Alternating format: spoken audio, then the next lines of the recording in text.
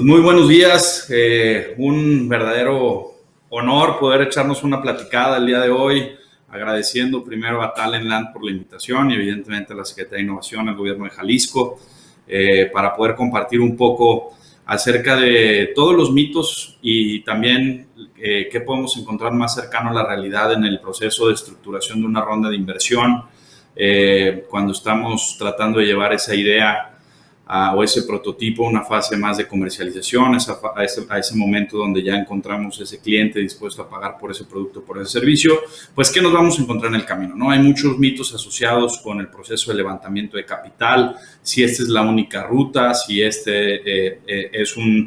una clase de activo diferenciada respecto de otros, si la ruta del financiamiento es mejor que la del capital. Entonces, el día de hoy quisiera darles algunas ideas respecto de qué vemos en el mundo del venture capital, los fondos institucionales, para poder determinar si una oportunidad hace sentido o no para invertir, y también pues desmitificar un poco esta idea de que los inversionistas son este señor como lo pintan en el Monopoly, ¿no? Así como el que va con una maleta de dinero tirándosele de las bolsas y tratando de con mucha obstinación y con mucha prepotencia desdeñando emprendedores, ¿no? Yo creo que ese es el primer mito que hay que erradicar de nuestra cultura, y algunos mitos también asociados más con el proceso de emprendimiento.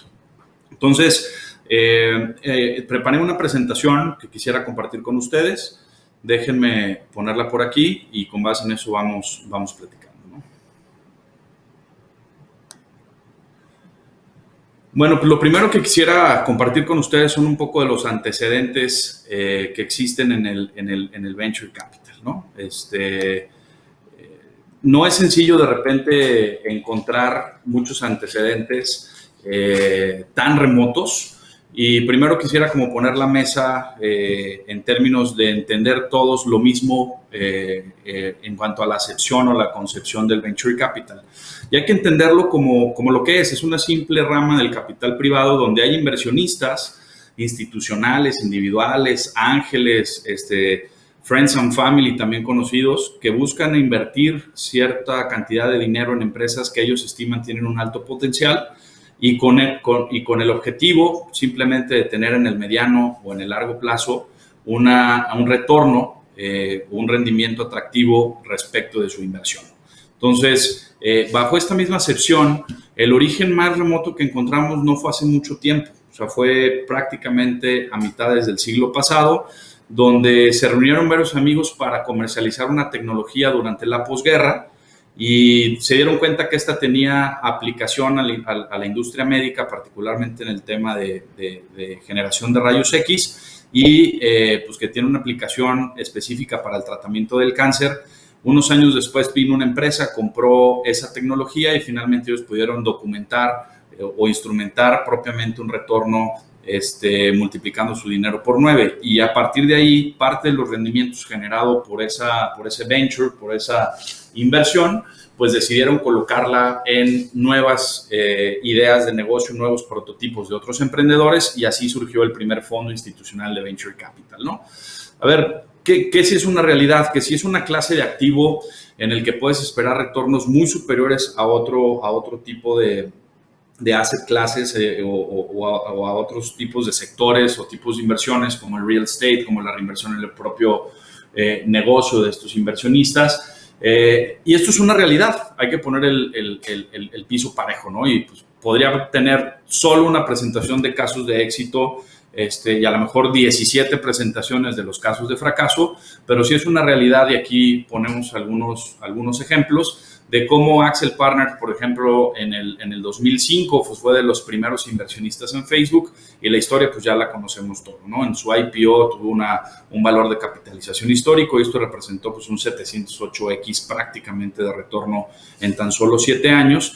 Y esto desgraciadamente hace a lo mejor 5 años lo teníamos que estar viendo de lejos en un ecosistema como el latinoamericano, como el mexicano. Todos platicamos de las historias de Facebook, de las historias de Google, de las historias de PayPal, de las historias de Twitter, etcétera, pero lo seguimos viendo como de aquí para allá, como un tema aspiracional en el que todavía no estábamos ahí, un ecosistema mucho más maduro, y no podíamos platicar de esas historias. Sin embargo, pues ya en Latinoamérica también hay realidades e historias de éxito que contar. Por ejemplo, en el 2016, esta empresa de medios de pagos que a mí en lo personal me gusta muchísimo, de local, que operó y que surgió en un mercado relativamente pequeño, en Uruguay. A lo mejor muchos de ustedes ni siquiera la conocían.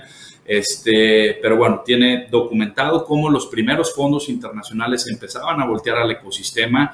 En 2016 tuvieron una serie seed, donde se invirtieron alrededor de $250,000 para después en 2016, perdón, fue 2014 la serie seed, 2016 pues una inversión de $7 millones que 5 años después pues representó un 85x respecto de su valuación inicial.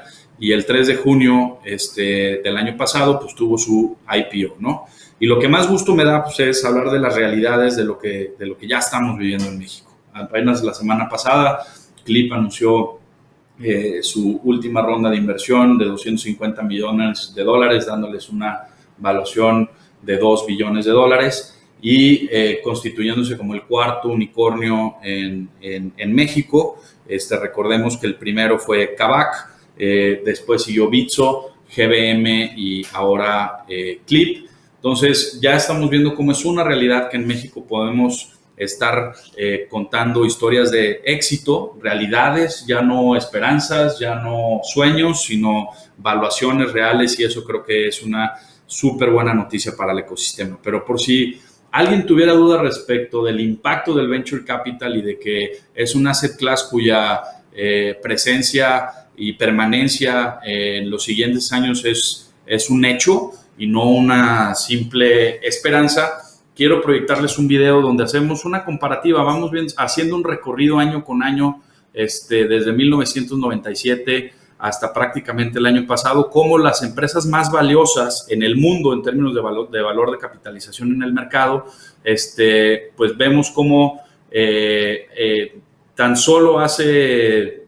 poquito más de 10 años, solo una de las 10 empresas más valiosas había recibido venture capital en alguna fase de su desarrollo, y yo del top 10, pues prácticamente el 90% son empresas cuyo histórico de fondeo vía venture capital es presente en sus respectivos cap tables, ¿no? Entonces, si me ayudan a poner el video, se los agradezco.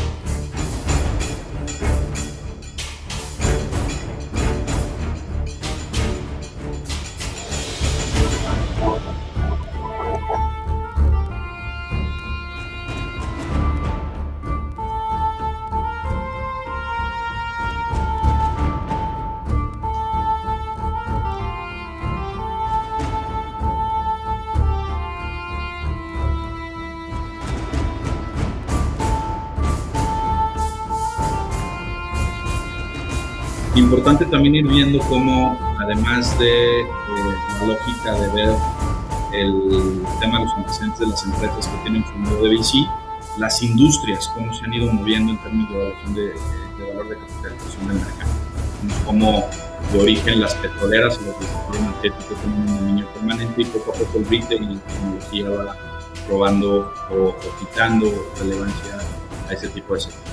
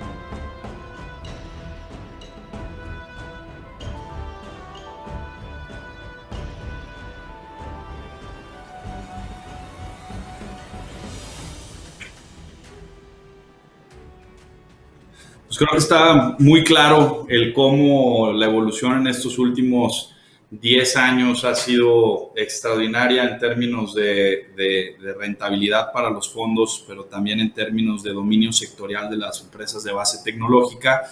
Y en consecuencia creo que pues hay una evidencia de cómo el impacto del VC ya es una realidad en nuestra economía y que no solamente está impactando, sino está funcionando como un motor de la misma, ¿no?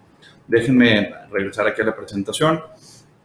Entonces, me voy a brincar algunos slides para aprovechar más el tiempo en términos del objetivo de esta, que es tratar de desmitificar un poco lo que hay alrededor del VC, pero pues aquí hay unos indicadores de los montos que se están invirtiendo en LATAM y en México para poder justificar esa relevancia que está teniendo ya nuestros respectivos ecosistemas, lo que platicábamos ya un poco de Bitso, GBM, Kavak y ahora Clip, que están surgiendo como empresas unicornio en México, y esto evidentemente tendrá una repercusión en términos de confianza de los propios emprendedores por salir a levantar capital, pero también por parte de los inversionistas en integrar a sus respectivos portafolios esta clase de activos que hasta hace pues, prácticamente 12 meses pues no había muchos casos de éxito contra qué comparar posibles rendimientos, ¿no?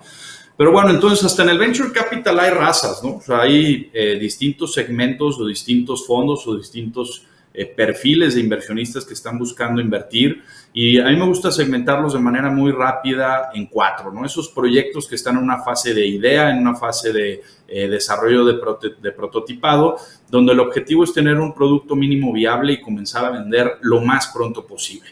Después de una fase seed, donde la propia empresa va mejorando y pivoteando su modelo de negocios, encontrando este famoso product market fit, es decir, un cliente dispuesto a pagar por ese producto y por ese servicio.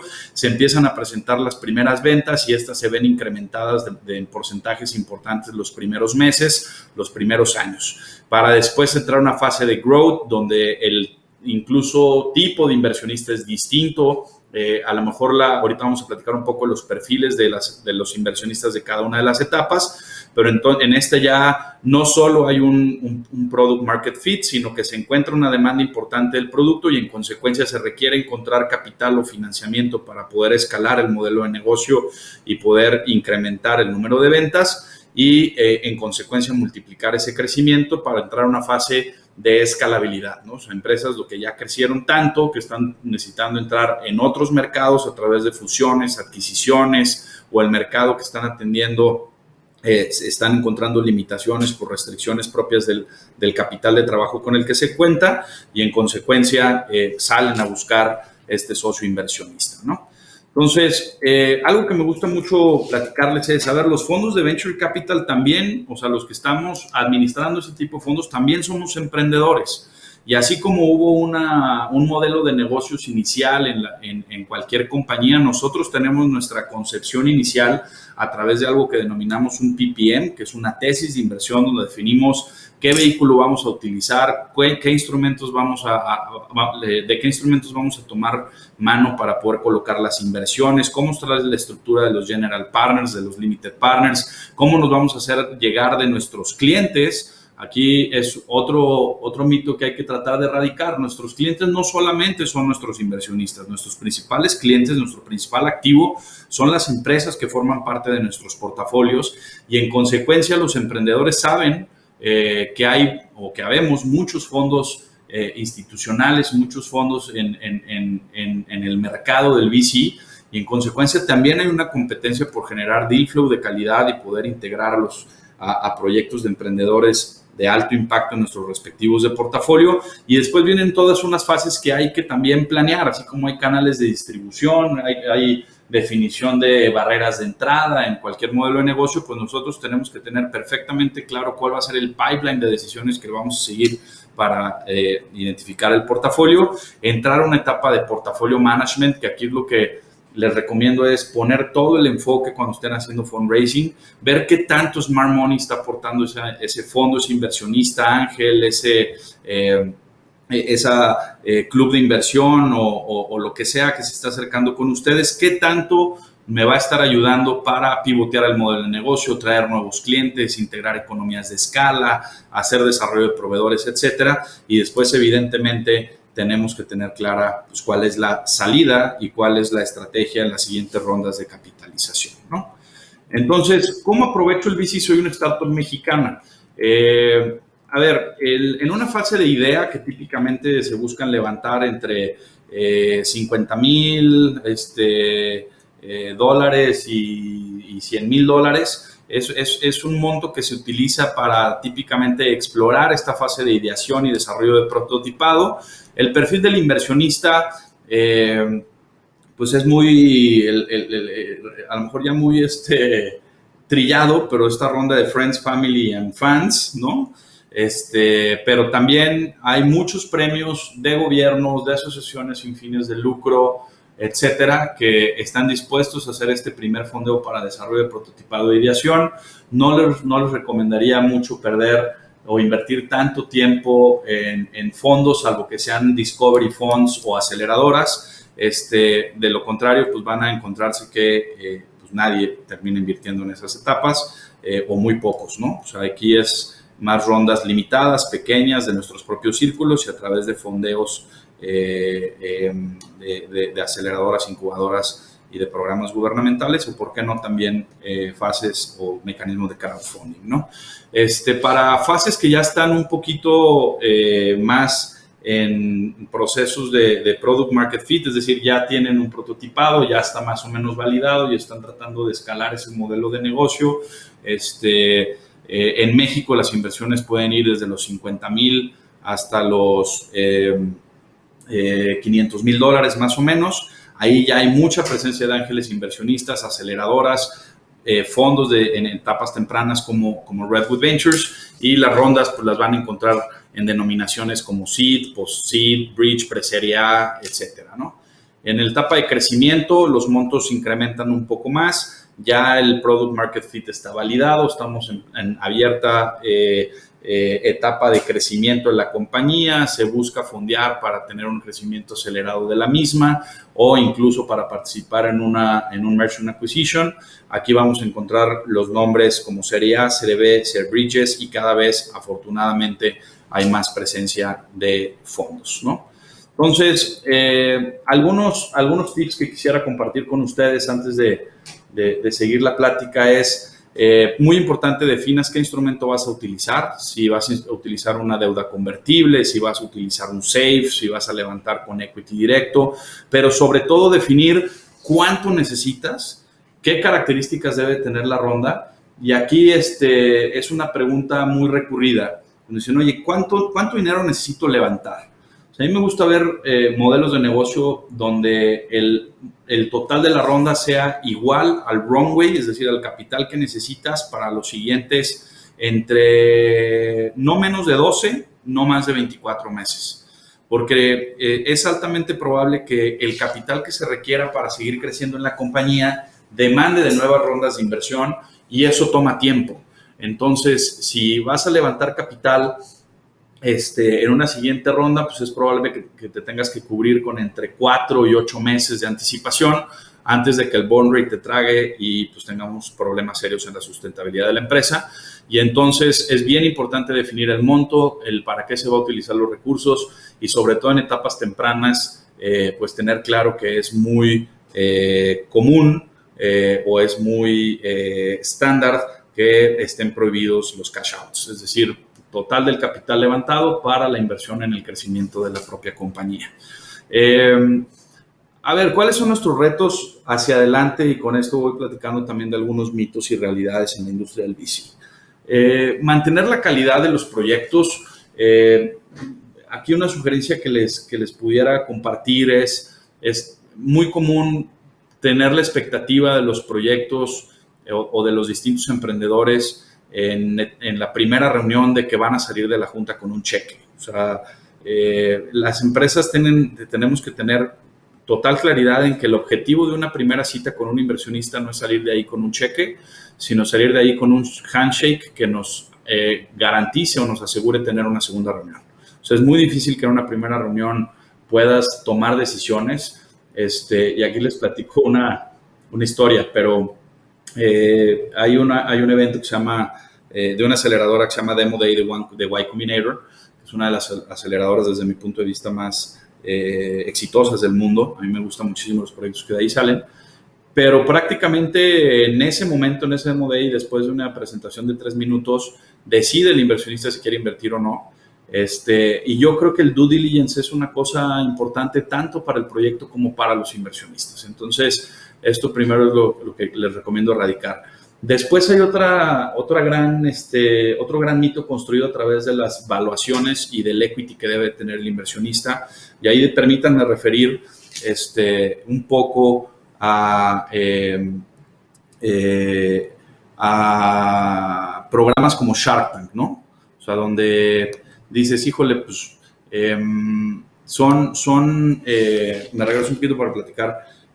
Programas como Shark Tank, claro que hacen bien al ecosistema. Yo soy de los principales que creo que nuestras empresas del portafolio, si reciben una invitación o si deciden aplicar, por supuesto que hace sentido, por supuesto que ese advertisement a través del picheo en Shark Tank suma, pero les pedimos que vayan con una expectativa muy baja en términos de que se vaya a concretar lo que ahí parece que se concreta, que después pasan por un proceso de due diligence donde evidentemente hay negociaciones sobre la evaluación, sobre los derechos que deben de tener los inversionistas, pero algo que creo que sí es bien importante desmitificar es el tema de las evaluaciones, y me explico.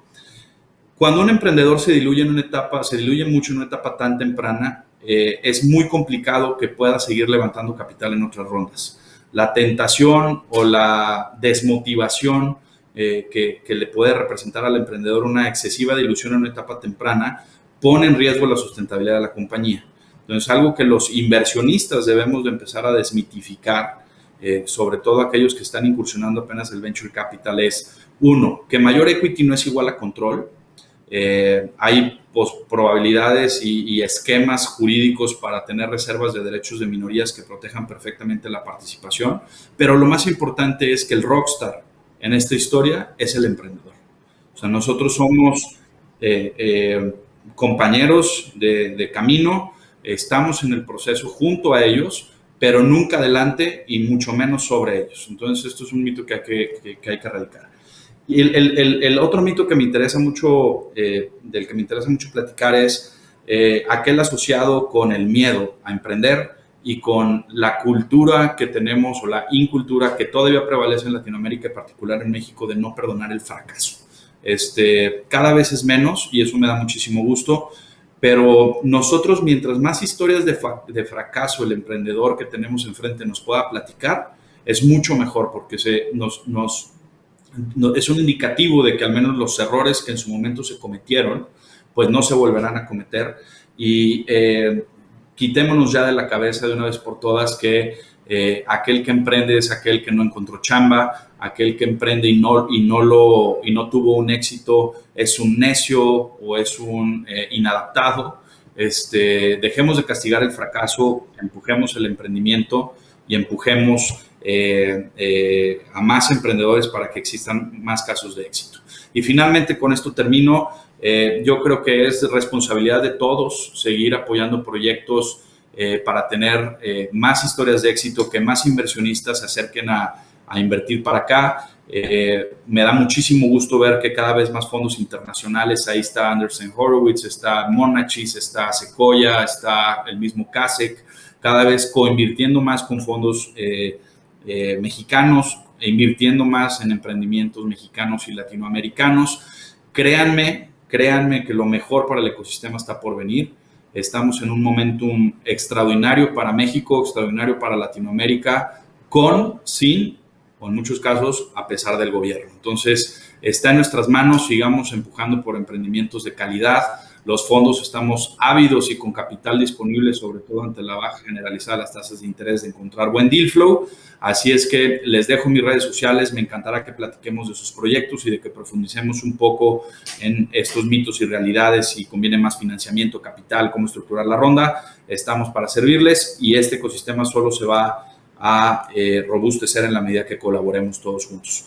Mi Twitter es @iotero, Instagram @ioterob, nuestra página web www.redwood con doble O y D de dedo al final, .ventures, sin .com, sin nada, www.redwood.ventures. Estamos a sus órdenes y estaremos muy contentos de hacer equipo con ustedes. Gracias a Talentland y gracias al Gobierno del Estado por la invitación. Muy buen día.